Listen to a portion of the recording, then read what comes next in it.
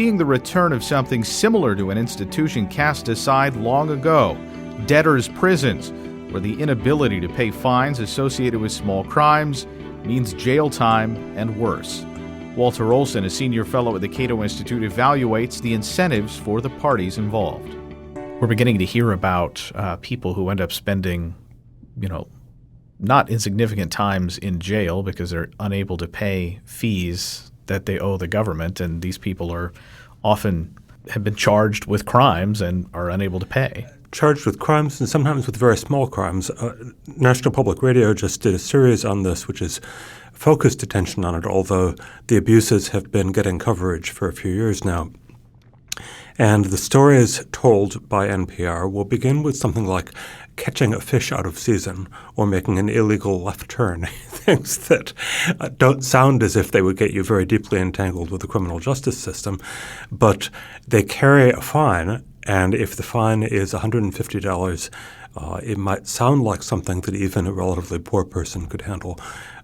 And then the combination of additional penalties for not sending in a check on time or not making a court appearance with the a la carte extra expenses that, and this is something that have really mushroomed in the last 30 years, things like charges for your own arrest warrant or charges for the time you spend in jail on a per diem basis for your room and board.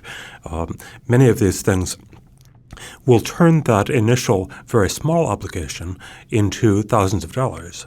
And so you wind up with originally petty offenses leading to people being completely buried under the snowballing legal obligations. This also happens to people who are in jail. NPR tells the story of a woman who emerged from jail, and she had problems, I think, with drugs in her case.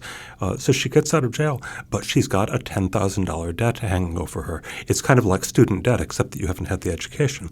And here she is obligated to pay the $10,000, and bankruptcy will not do it because of the way that the rules are set up on that.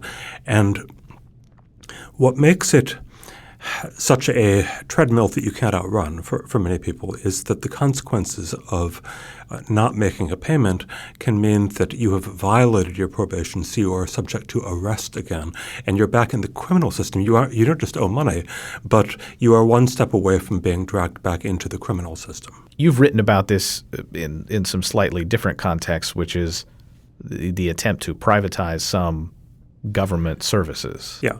It is easy. It has been easy for some of us on the libertarian side. It's also been easy for some legislators to take and run with the idea of user fees or restitution or people should be paying for the system if they are requiring its operation.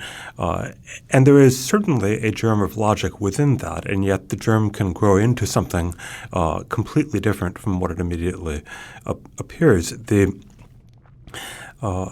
When the system is set up to incentivize the collection of fees, and we certainly see this with the problems of asset forfeiture, in which, again, it looks as if who could be against helping police budgets. Much of this came in the same way.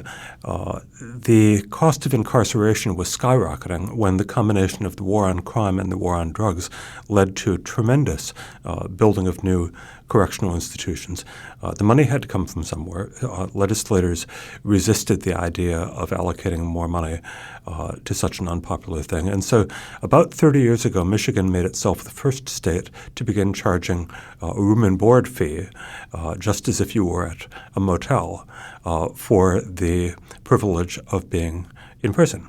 And this has now spread to most states. And category after category, if you remember Gideon v. Wainwright, the right to have a court-appointed lawyer, well, they didn't say it was a right to a free court-appointed lawyer. So now that's part of your charge in more than 40 states.